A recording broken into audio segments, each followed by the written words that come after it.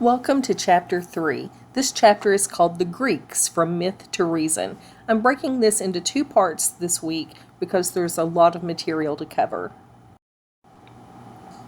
You may want to use this timeline from time to time in order to keep things in check because there are so many different things we're talking about during this period of time. Until the 1800s, historians believed that Greek or Hellenic history started in about the 8th century BC. Now, through this chapter, you're going to see Greek and Hellenic used interchangeably, and here's why. The Romans conquered the Greeks. Well, the Greeks didn't refer to themselves as Greeks. Their country was called Hellas. The Romans spoke Latin, and the Latin name for the people of Hellas, the Hellenic people, was Graecias, which comes from a common Hellenic name, Graikos. That's why we call the Greeks Greek and not Hellenic, because we base the name on the Latin root, not the Greek root, simply because history is written by the victors. Rome won, so the Latin name for the people of Hellas stuck and evolved into Greece, and we call the people from Greece Greeks. There were actually two civilizations, though, that came before the Greeks, the Minoan and the Mycenaean. Heinrich Schliemann was credited until the late 20th century for discovering the Mycenaean Civilization remains in about 1868.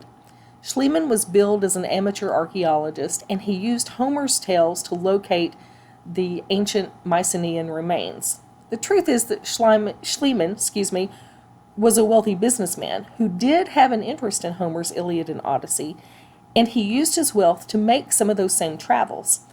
During his exploration of these travels, he met with an English archaeologist named Frank Calvert, who shared with him where he believed the ancient remains of Troy would be based on his own research of the same thing, using Homer's stories to kind of reconstruct history. Calvert shared this information with Schliemann because he knew that he had run out of money. His own research funds were limited, but he knew that this wealthy businessman could afford the expensive dig. Schliemann wrote a book and published Calvert's theory, of course without giving him any credit for it. He just totally left his name out altogether. And then naturally, he did take credit for finding the ancient Mycenaean remains when he did run across them. In 1900, British scholar and archaeologist Arthur Evans uncovered evidence of the Minoan civilization. So he was interested in ancient coins and writing on stones from Crete, which is a Greek island. He bought a tract of land on the island and unearthed palace remains that covered more than 5.5 acres. The sheer size and grandeur of these remains and the other artifacts that he uncovered led him to believe that the building had been a great palace. The grounds also indicated a labyrinth had been part of the complex, a big maze kind of design, which was evidence of King Minos. Evans called the ancient civilization Minoan after King Minos. Estimates place the Minoan civilization around 3000 BC to about 1450 BC. And then the Mycenaean civilization would have kind of overlapped a little bit in that time frame from about 1600 to 1100 BC. The Mycenaeans were the first people to speak the Greek language. Minoan civilization lasted for roughly 1,350 years and was known for its magnificent palace complexes. Mycenaean civilization was made up of small city-states and left the legacy of religion, technology, and heroic ideals, which also carry over into ancient Greece. And again, like I mentioned in the last slide, it was the Mycenaean civilization that was the first to speak in a Greek language. The Dark Age is a period of time from 1100 BC to 800 BC, and it's referred to dark for several different reasons. For one, some of the information of this time period has been lost. Many forms of documentation did not survive from this era, probably because of the migration occurring during the period. It also refers to the barbarian movement into what had once been the Western Roman Empire. So it refers to a time of intellectual darkness with little curiosity driving humanity. Greek tribes migrated from barren mountain regions to fertile plains. As nomadic life does, it brought about a lot of insecurity and poverty, as well as war when migration encroached on other tribes. But civilization did revive after about 800 BC. This revival of civilization brought about a new and revived town life. We also have writing reintroduced, especially Phoenician script. And as towns grew, Greek cities established settlements on nearby islands and created these self-governing city-states known as polis, Polis. We date Homer to about 700 BC. He was a Greek poet known for his epics, the Iliad and the Odyssey. We actually know very little about Homer, and it was the Greeks who attributed him with authoring the Iliad and the Odyssey. The Greeks valued these stories and knew them by heart in many cases. Many people knew them as oral history even. They used these stories as a source of morals and practical instruction, kind of like a Bible of sorts. His stories presented a universal principle, that wicked arrogance and ruinous wrath will cause suffering and death. So in other words, actions have consequences. Logic is that if bad actions have bad consequences, then good actions will have good consequences. So you could learn from that, from these stories. And Homer encouraged striving for arete, which is Greek for excellence. And he began Greek humanism. Humanism is concern for others. The evolution of city-state government started with a break in theocratic politics. A theocracy is a government guided by clergy members. The polis, or city-state, gave people a sense of belonging because they were little communities of people who were united by culture. They were not united under a national government umbrella. They were just a number of small communities, each one with its own cultural identity. The polis de-emphasized divine roles in politics, choosing human intelligence over divine appointment. They believed that community problems were caused by people, so people needed to solve the problem. In other words, people needed to be responsible for themselves and take responsibility for their actions. Sparta was a garrison state, like a military fort. These Spartans were very loyal and athletic. They started military training at a really young age. For boys, they usually entered military training around age 7. The Athenians criticized the Spartans for their limited scope of arete. Yes, Sparta was excellent in military and excellent in athletics, but not so excellent in terms of intellect. So the Spartans were seen as jocks, not intellectuals. So we see two very different Greek societies developing. Sparta was physically powerful and strong in agriculture. Athens had a strong navy and was a commercial trade leader. Athenians valued political freedom and sought human enrichment and enlightenment, and because of that, Athens became the center of Greek culture.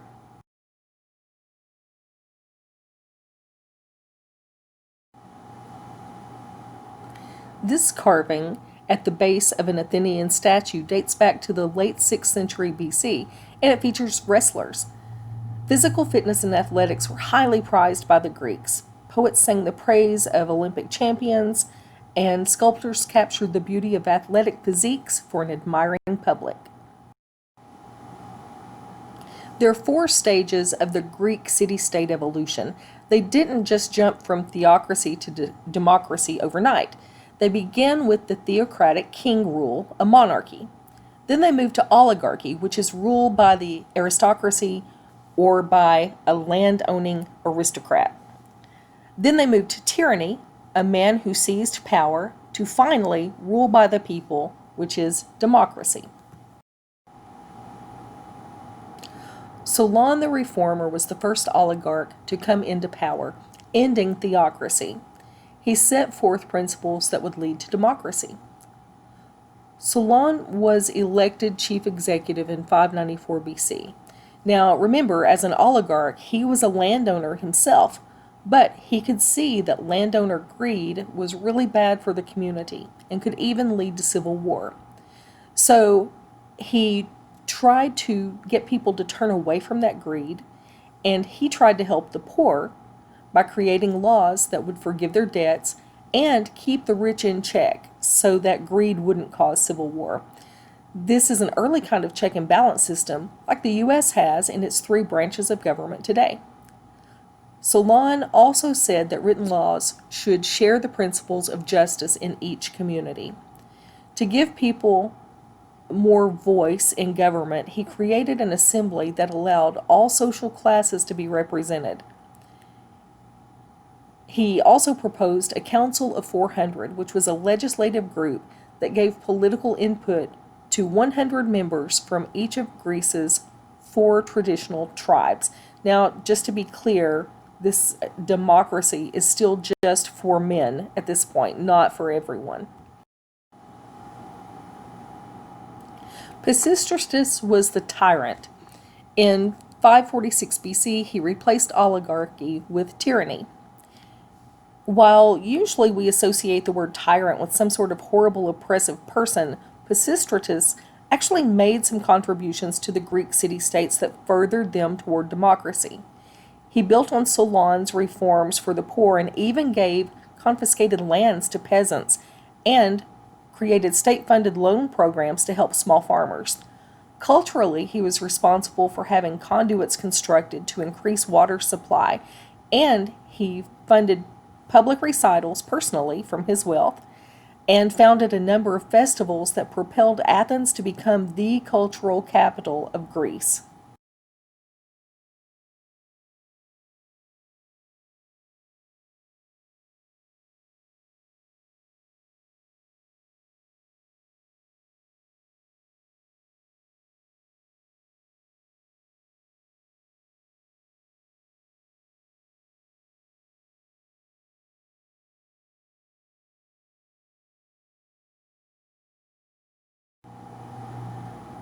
Cleisthenes is the Democrat. Now, he's not Democrat with a capital D in the sense of the word that we know it today as in a political party. This just means that he promoted the principles of democracy, the idea of one voice, one vote. He used redistricting to keep aristocrats from gaining key political positions and encouraged tribes to be loyal to the city as a whole, not just to their group. He also introduced something called ostracism. Once a year, people gathered for this process, and a piece of pottery was passed around, and people would write down the names of other people who had endangered the state. Maybe these people were not as loyal to the city-state, or maybe they were greedy, whatever. They'd earned a bad reputation and were deemed by some people as not positive for the city-state. With enough votes, if your name was written on the pottery enough times, then this person was ostracized for 10 years. That means that they were kicked out of town. They literally had to leave Athens for a period of 10 years if they were voted out by the community. In this class, we do not get enough time to cover the Persian Wars, so I've just included a few dates here for you. 499 BC, the Ionian Greeks, with Athens' support, rebel against Persian King Darius I. In 490 BC, Athenians beat Persia at Marathon. 480 BC, Xerxes, who is King Darius' son, sent a huge force to invade Greece, but the Greeks united among their city-states to fight. And 479 BC, the Greeks finally defeat the Persian invasion. Ultimately winning gave Athens the confidence that led them to an age of achievements, and it spurred Athenians to desire dominance in Greece. Athens took over the Delian League, which was a confederation of Greek city-states, and then Athens used the position for economic benefit. Other city-states, because Athens used this to benefit themselves, other city-states started to resent the Athenians and their domination. Athenian culture and democracy grew. Now, this was a direct democracy where it was literally one vote, one voice, and the assembly was open to all adult male citizens. Now, we tend to think of the United States as a democratic country. Keep in mind that we are a republic. We elect people who represent us. We don't really have one voice, one vote exactly. So don't let those things confuse you. Remember, Salon the Reformer started the Council of 400 to give each of the 4 Greek tribes 100 voices in government. So Cleisthenes, who brings democracy to Greece, starts the Council of 500. He allows that council to manage ports, military installations, and he allows them to prepare the agenda for the assembly meetings. These members are selected annually by lot. It's pure chance that your name would get drawn. You can only serve twice in a lifetime, and this Council of 500 was never given enough power to overpower the assembly. As great as it was to see Greek society develop from theocracy to democracy, there were still some flaws in Athenian democracy. For instance, slaves and resident aliens had no chance of obtaining citizenship. They were completely restricted from participating in government. Women were subservient and had no say in government at all. As a matter of fact, even their marriages were arranged for them, usually at about age 14. Education was for men only. Women received no formal education and were basically only trained for house cleaning, women's work. Women were even considered to be as minors, so they were wards of their fathers and then as their husbands once they got married. But on a positive note, the Greeks did not see their leaders as gods or priests. They were selected because they believed that these leaders were competent and capable.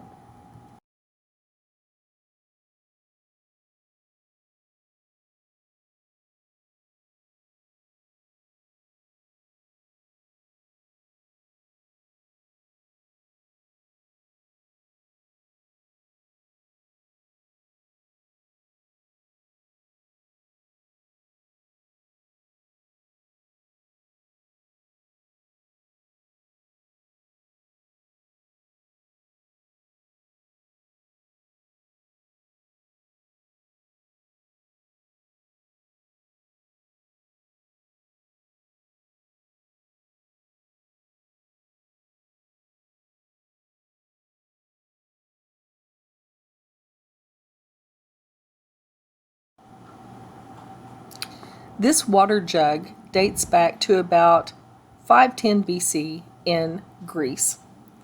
The trips to the fountain house provided one of few opportunities for women to socialize outside the home. You can see them here going to dip water, and it's kind of neat that it's on a water jug that depicts women dipping water.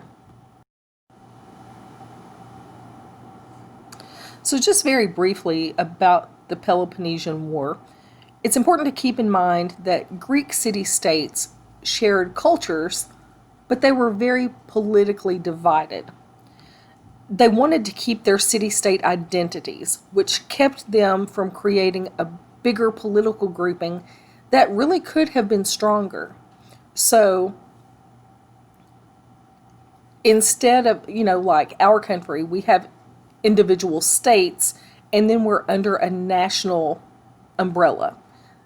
Greece wasn't like that. They had all of these little city-states, and they were pretty much out for themselves, out for their own city-state.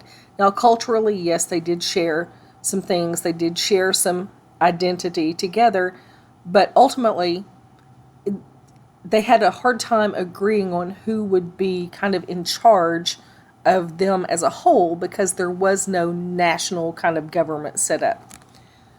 Sparta and their Peloponnesian allies chose to go to war against Athens because they were afraid of what Athens might do in control of the Delian League.